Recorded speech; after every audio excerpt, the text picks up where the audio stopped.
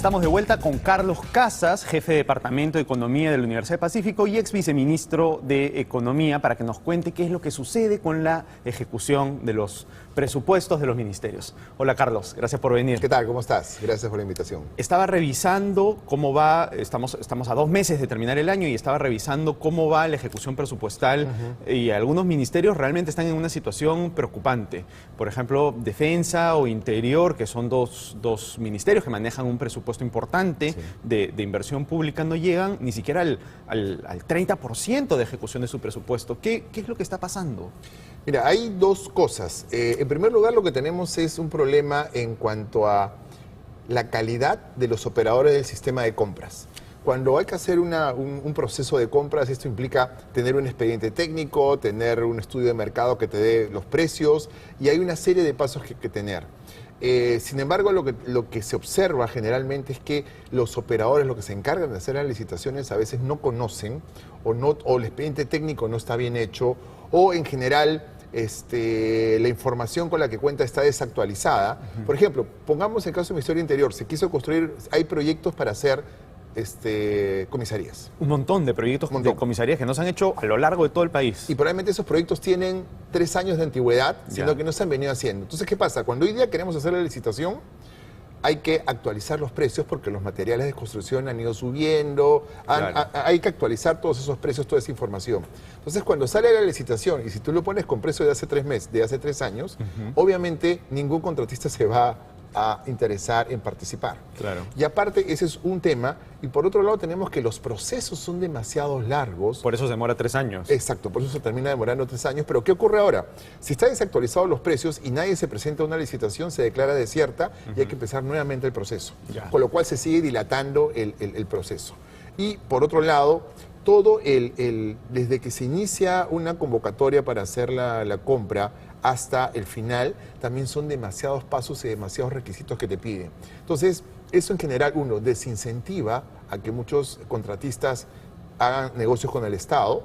Y por otro lado, yo creo que al haber tantos pasos, se presta uno también, aparte de la ineficiencia en la demora de los plazos, también para que haya algo de corrupción. Claro. Entonces, eso te genera problemas al momento de la ejecución del gasto. Ahora, lo que tú dices hace todo el sentido del mundo, todos sabemos lo burocrático que es el Estado peruano, pero llama la atención porque hay ciertos ministerios que van bastante mejor en la ejecución de sus presupuestos. Me da la impresión que Transportes es uno de ellos. Entonces, ¿qué sucede en Transportes? ¿Por qué Transportes no le afecta de esa manera la complejidad y la burocracia de todo el sistema administrativo y por qué, por ejemplo, Interior o Defensa sí se quedan tanto?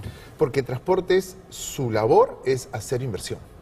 Entonces, lo que tú tienes es ya operadores con mucha experiencia, que ya tienen, que conocen muy bien la legislación, que conocen cómo trabajar de manera lo más eficiente posible. Entonces, existe ya un capital humano que está entrenado y que hace que el gasto sea importante. Hay que recordar que del presupuesto total de inversión del Gobierno Nacional, 40% es Transportes, y lo que vemos, los retos de ejecución hoy día están en 80%. Ajá. ¿Y ese tipo de especialistas no hay, por ejemplo, en Interior o en Defensa? No existe. Además, como no tienen la tradición de llevar a cabo ese tipo de procesos, ahí viene el terror que hay algo nuevo del empleado público. Si es que hay que hacer una comisaría y no se ha hecho durante mucho tiempo, también el sistema de control lo que te impone son demasiados riesgos de tomar decisiones. En cambio, si en Transportes tú ya tomaste decisiones y contó con el aval de la Contraloría, digamos como que entras en un círculo virtuoso. Entonces, lo que tenemos es, Transportes es el principal rubro, después tenemos educación, donde también en educación, ahí sí el atraso es importante. Si vemos el año pasado, el presupuesto de inversión que tuvo el Ministerio de Educación, solamente se ejecutó ni el 30%. Hoy día estamos un poco mejor, pero digamos que allí también hay mucho que hacer en cuanto a lo que es dotación de infraestructura en educación. De ahí lo que tenemos sigue Defensa, que también tiene un ratio bajo, pero yo quería llamar la atención sobre un hecho adicional. Cuando uno revisa los datos de ejecución presupuestal, por ejemplo, lo que uno puede ver es que en el mes de diciembre se ejecuta un montón del gasto. Entonces, el ratio que yo tengo es, por ejemplo, el año pasado, 30% de la inversión pública del Gobierno Nacional se ejecutó en diciembre. O sea, lo que vamos a ver es que obviamente el Ministerio de Transportes no, pero el resto de sectores van a sentir esta presión de que están gastando poco y en diciembre van a ejecutar 30% del presupuesto de inversión en un solo mes. Y ejecutas mal, ¿no? Porque ejecutas a la loca. Exacto. Entonces, ahí hay dos cosas que se pueden ver. Uno es la calidad de la inversión. Como tengo que cumplir con el ratio de ejecución y llegar a niveles decentes, puedo terminar sobrevaluando, puedo terminar contratando a quien no es el mejor y también eso se puede prestar un poco a corrupción. Entonces, claro, lo que tenemos es que esa es una práctica que ocurre en básicamente todos los niveles de gobierno, en donde el ratio de ejecución o el nivel de ejecución en el mes de diciembre se tiende a inflar demasiado. Claro. Ahora, entonces, a ver, para resumir lo que tú has dicho, hay un problema por el lado de los procedimientos que se tienen que seguir para ejecutar, hay un problema por el lado, si quieres, de recursos humanos, de gente no capacitada en los ministerios para gastar, ¿no? Y existe un problema por el lado de la Contraloría, que es como una espada de Damocles que está sobre la cabeza de los funcionarios públicos. Exactamente. Y esos son los tres ángulos por donde se debería empezar a resolver el problema. Ahora, acaba de salir el nuevo presupuesto, el presupuesto del 2014, y a mí me llama la atención porque se le da mayores recursos a estos ministerios que no han gastado ni el 30%, o a varios de los ministerios que no han gastado ni el 30% de su presupuesto de inversión pública este año. ¿Qué es lo que está pasando? ¿Por qué se hace esto? Bueno, uno tiene que ver con las necesidades y las brechas que hay tanto en educación como en salud, que es el rubro donde más ha crecido el presupuesto. Y si uno lo ve de esa perspectiva, uno estaría viendo que el presupuesto por resultados no está funcionando del todo. Claro. La idea es quien obtiene los resultados tiene más presupuesto. Exacto. Pero, digamos, si a sectores que tienen bajos niveles de ejecución se les está volviendo a dar bastante dinero, la idea sería justamente ejercer presión.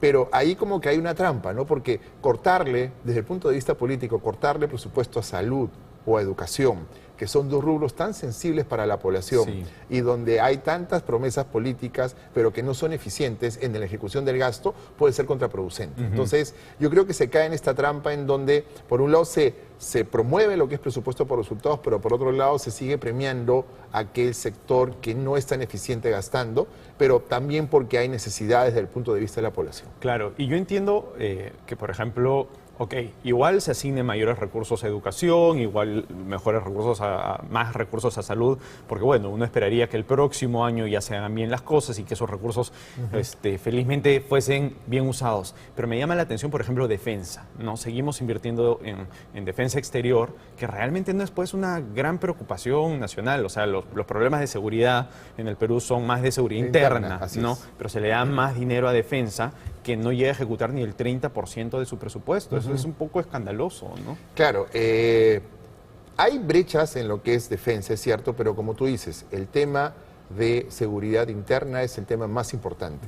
Y ahí, como discutíamos al principio, está todo el tema de este déficit de comisarías y el déficit que tenemos en atención del servicio, y creo que allí debería estar la prioridad en cuanto a lo que es presupuesto. Claro. Hay temas de renovación de armas, etcétera, en defensa, y que es necesario tenerlas, es cierto, pero, como te digo, en interior es donde debe estar centrado el esfuerzo. Sin embargo, al parecer, siempre lo que tenemos es, si te pones a pensar en todas las últimas licitaciones del Ministerio del Interior, siempre sale un escándalo.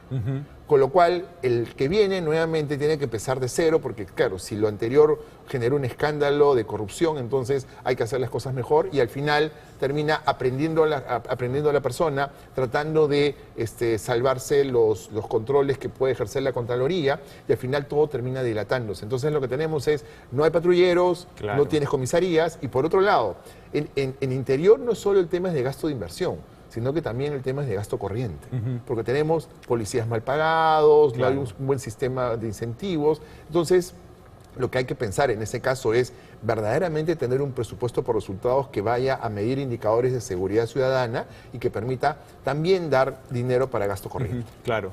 Carlos, y ya antes que nos gane el tiempo, hay un tema que a mí me llama un montón la atención, que es que, mira, uno cuando conversa con inversionistas, todos te repiten lo mismo, que el problema de este gobierno es que los funcionarios públicos no actúan. ¿no? Están congelados, están paralizados. Tú has ocupado varios cargos públicos en distintos momentos, en otros gobiernos, y entonces, no sé, quizá tú nos puedes contar qué te parece, qué crees que puede haber sucedido en este gobierno con la burocracia en general, porque esto es algo que yo vengo escuchando en todos los sectores respecto a una multiplicidad de entidades públicas. A ver, varias cosas. Sí, uno tiene que lidiar con los funcionarios que tienen miedo de firmar. Contándote experiencias, inclusive uno tenía que ir convenciendo al el personal que estaba bajo uno para decir, oye, ¿cuáles son las bondades de esta idea? No tiene nada de ilegal, pero como era algo nuevo, es justamente el vencer el miedo. Entonces creo que ese es un tema que hay que tratar de solucionar, ese miedo que hay a hacer las nuevas cosas. Pero en general, lo que yo vería es que hay ese miedo porque a la larga, si es que se quería hacer algo en anteriores gobiernos, creo que había claramente un mandato de cuáles eran las prioridades.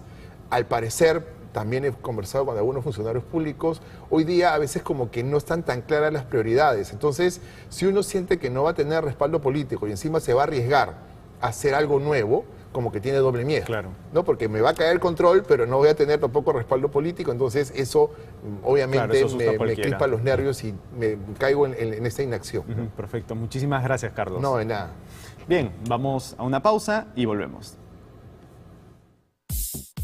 Scotiabank. Descubre lo que puedes lograr.